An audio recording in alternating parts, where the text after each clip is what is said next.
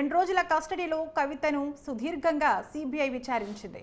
కవిత regular bail పిటిషన్పై రేపు విచారణ జరుగుతుంది.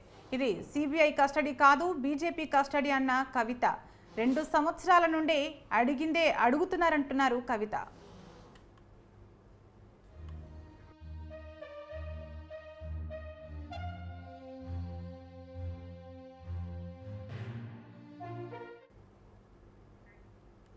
ఇక ఇదే అంశంపై మరింత సమాచారం సీనియర్ కరెస్పాండెంట్ బ్రహ్మాజీ అందిస్తారు. చెప్పండి బ్రహ్మాజీ. తరగని కరెక్ట్గా ఇదే తారీఖున గత నెల ఇదే తేదీన 15వ తేదీ అంటే కరెక్ట్గా 2 రోజుల క్రితం ఎమ్మెల్సీ కవిత ఢిల్లీ లిక్కర్ మద్యం కేసులో అరెస్ట్ అయ్యారు. ఇప్పటికే ఈడీ వారం రోజుల పాటు తన కస్టడీలో ఉంచుకొని ఆమెను విచారించడం జరిగింది. తర్వాత కోర్టులో ప్రవేశపెట్టగా ఆమెకు 14 రోజులు రిమాండ్ కూడా విధించడం జరిగింది. తర్వాత ఇక సిబిఐ కూడా ఈ కేసులో గతంలో విచారించిన నేపథ్యంలో తాము కూడా విచారించేందుకు కస్టడీ తీసుకునేందుకు అనుమతి కోర్టు గతంలో చేసింది. తర్వాత సిబిఐ అరెస్టు కూడా చేసామంటూ కూడా ఆమె జైల్లో ఉండగానే అరెస్టును కూడా కోర్టుకి సిబిఐ చూపించడం జరిగింది. తర్వాత సిబిఐ అడిగిన నేపథ్యంలో 3 రోజుల కస్టడీ కూడా ఇవ్వడం జరిగింది. 3 రోజుల పాటు ఆమెను విచారించారు. సాయంత్రం 6 గంటల నుంచి 7 గంటల వరకు 1 గంట వరకు మాత్రం తనకు సంబంధించినటువంటి వారితో ములాఖత్ అయ్యేందుకు అవకాశం కలిగింది. నిన్న కేటీఆర్ కూడా వెళ్ళి, కేటీఆర్ భర్త అనిల్ కుమార్ కూడా ఇద్దరు వెళ్ళి ఆమెను కలవడం జరిగింది. కలిసి ఆమెతో మాట్లాడారు, కొంతవరకు ధైర్యం చెప్పారు. అయినప్పటికీ కూడా ఈ రోజు కస్టడీ ముగియడంతో ఆమెను కోర్టుకి సబ్మిట్ చేయడం జరిగింది. రౌస్ రెవెన్యూ కోర్టులో కవితను హాజరుపరిచారు ఇటు సిబిఐ వాళ్ళు. అయితే ఈ నెల 23వ తేదీ వరకు కూడా కస్టడీని కోర్టు పొడిగించినట్టుగా తెలుస్తుంది. అయితే ఈ కవిత రెగ్యులర్ బెయిల్ పిటిషన్ పైన రేపు విచారించే అవకాశం ఉన్నట్టుగా తెలుస్తుంది. అయితే ఇప్పట్లో మాత్రం బెయిల్ వచ్చే అవకాశాలు లేవని ఇటు సిబిఐ కానీ ఈడీ కానీ కూడా చెప్తున్నారు. ఒకవేళ ఈడీ సంబంధించిన కేసులో ఒకవేళ బెయిల్ వస్తే మాత్రం సిబిఐ ఆల్రెడీ అరెస్ట్ చేస్తుంది కాబట్టి దాన్ని కూడా బెయిల్ కి అప్లై చేసుకోవాల్సి ఉంటుంది.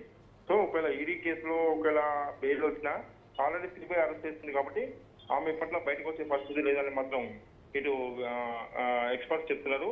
మొత్తం మీద కోర్టుకి తీసుకెళ్తున్న క్రమంలో ఆమె ప్రతిసారి కూడా అక్కడ మొబైల్తో రికార్డ్ చేసే వాళ్ళందరికీ కూడా వినిపించేలాగా ఈ విషయం ప్రజల దృష్టికి తీసుకెళ్లేలాగా ఆమె మాట్లాడుతూ వెళ్తుంది.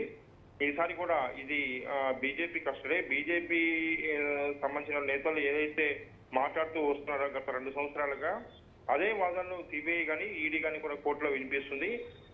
సో ఇది ఇందులో అసలు కేసీ లేదు, ఇందులో మళ్ళా అరెస్ట్ ఎందుకు అనేది కూడా ఆమె మాట్లాడుతూ వస్తున్నారు. గతంలో చాలా సందర్భాల్లో కూడా ఇలా కోర్టులో హాజరుపరిచిన సందర్భంలో ఆమె మొబైల్తో రికార్డ్ చేసే వాళ్ళందరికీ కూడా కనిపించేలాగా ఆమె వాయిస్ రికార్డ్ అయ్యేలాగా ఆమె మాట్లాడుతూ వస్తున్నారు. బీజేపీ మీద ఇటు కొన్ని కామెంట్స్ కూడా చేస్తూ వస్తున్నారు. తరంగని బ్రహ్మాజీ, కస్టడీ ముగిసింది కదా, ఈ విచారణలో బెయిల్ వచ్చే అవకాశం ఎంతవరకు ఉంది? ఇప్పుడు చెప్పుకున్నట్లు ఏంటంటే ఇప్పట్లో బెయిల్ వచ్చే అవకాశం లేదు. ఎందుకంటే ఈడీ కేసుల్లో ఖచ్చితంగా మనీ లాండరింగ్ ఇష్యూ కాబట్టి మనీ లాండరింగ్ ఇష్యూలో బెయిల్ వచ్చే అవకాశాలు లేవని ఇప్పటికే విశ్లేషకులు కూడా చెప్తూ వస్తున్నారు. ఢిల్లీ డిప్యూటీ సీఎం గా ఉన్నటువంటి మనీష్ సిసోడియా గత ఏడాది పైనగా ఇప్పటికే జైల్లో ఉన్నారు. సో అదే విధంగా అంటే డిప్యూటీ సీఎంఏ జైల్లో అంతకాలం నుండి ఉన్న నేపథ్యంలో ఇక ఎమ్మెల్సీగా ఉన్నటువంటి కవిత ఇప్పట్లో బయటకు వచ్చే అవకాశాలు దాదాపుగా లేవని కూడా విశ్లేషకులు చెప్తున్నారు.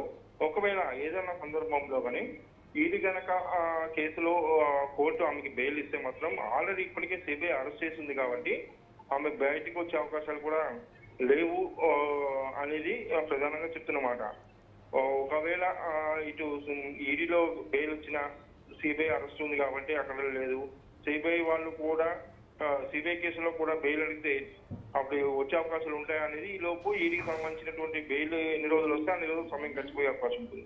సో ఏ విధంగా చూసినా 2 కేసులు అరెస్ట్ అయి ఉంది కాబట్టి 2 సంవత్సరాల ద్వారా ఆమె ఇప్పట్లో ఎమ్మెల్సీ కవిత బయటకు వస్తారనేది మాత్రం లేదు అనేది ఇటు విశ్లేషకులు ముఖ్యంగా ఒక కేసుకు సంబంధించినటువంటి ఎక్స్పర్ట్ చెప్తున్న మాట అయితే తెలుస్తుంది.